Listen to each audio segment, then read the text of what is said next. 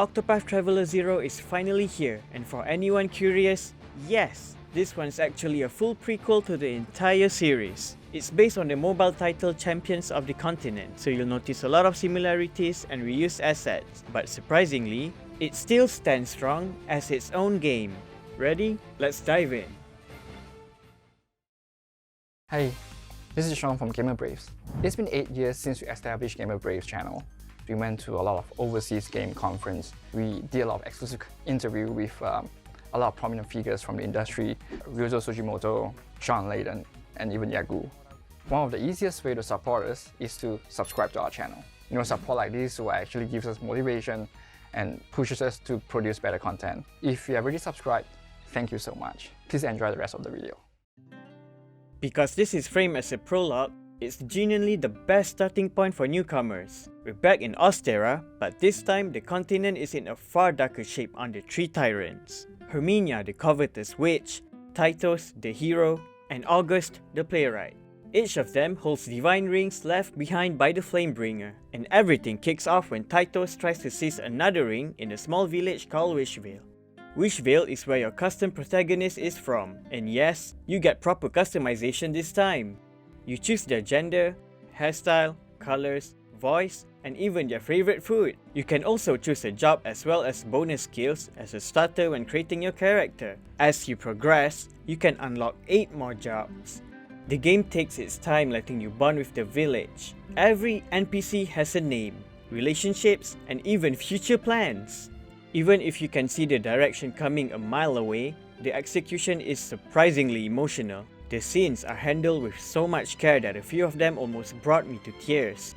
You are free to pursue any of the three tyrants at any time, or shift your focus toward rebuilding Wishvale from scratch. And depending on which tyrant you chase first, you'll explore different regions, recruit unique characters, and gain influence in wealth, power, or fame, which ties into path actions later on.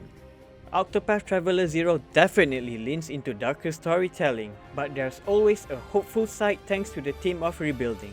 The balance between loss and recovery is handled extremely well, and it gives the journey a satisfying emotional weight. Because the game lets you shape your own direction from the beginning, the progression feels far more open than past titles. You can follow story routes, explore freely, or just grind at your own pace. It gives a sense of open-world freedom without the usual restrictions. Character growth revolves around battles to earn JP, which you then use to unlock skills in both battle and support categories. Action skills function like transferable abilities, so you can freely adjust builds between characters. Support skills act as a passive buffs, capped at 4, and the good thing is they're optional. Some of them can make the game too easy, so disabling them gives you a tougher challenge. As for jobs, only your protagonist can switch roles. Everyone else keeps their preset job. Some players may see this as a step back, but it works just fine because the roster is much larger this time, and managing 8+ character job paths will be chaos. Path actions return with familiar options like bargaining, requesting items, challenging NPCs, recruiting helpers, and inviting people back to Wishvale. But the success rate is usually high, and the consequences are very soft. Ideally, this system needs more weight, more meaningful rewards, and more impactful failures instead of a small reputation penalty that's easy to fix. Combat stays close to Champions of the Continent, with the biggest highlight being the 8-character formation. But to keep things balanced, only the front row participates while the back row regenerates. And it works brilliantly, almost like your reserves act as a living batteries. When someone is nearly down, you swap them out and keep the fight going. It adds a layer of tension and strategy without complicating things. If you've played the previous Octopath games, you'll feel right at home with the turn-based system.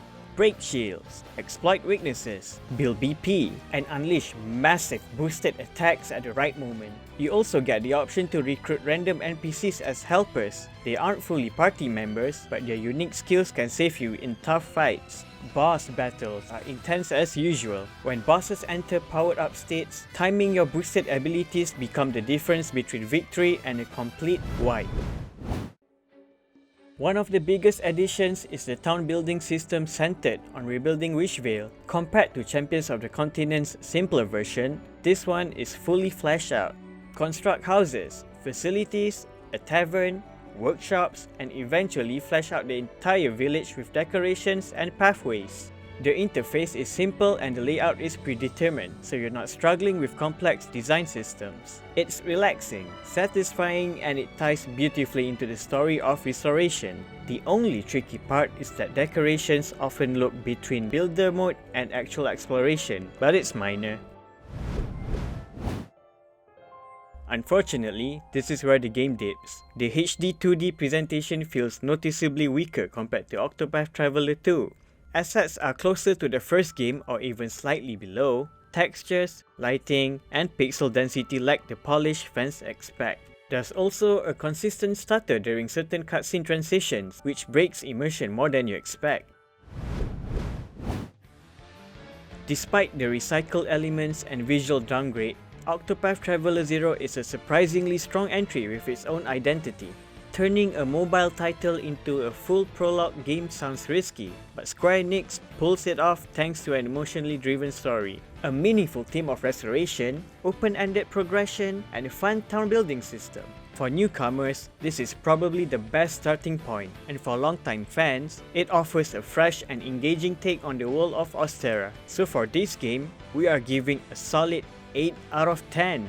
So should you buy it? If you love the first two games and want something fresh with more freedom, absolutely yes. If you've played Champions of the Continent heavily and expected huge changes, then probably not. If you enjoyed this journey through the towns and tales of Octopath, don't forget to enlist in our party. Like, subscribe, share, and leave a message in the comments down below.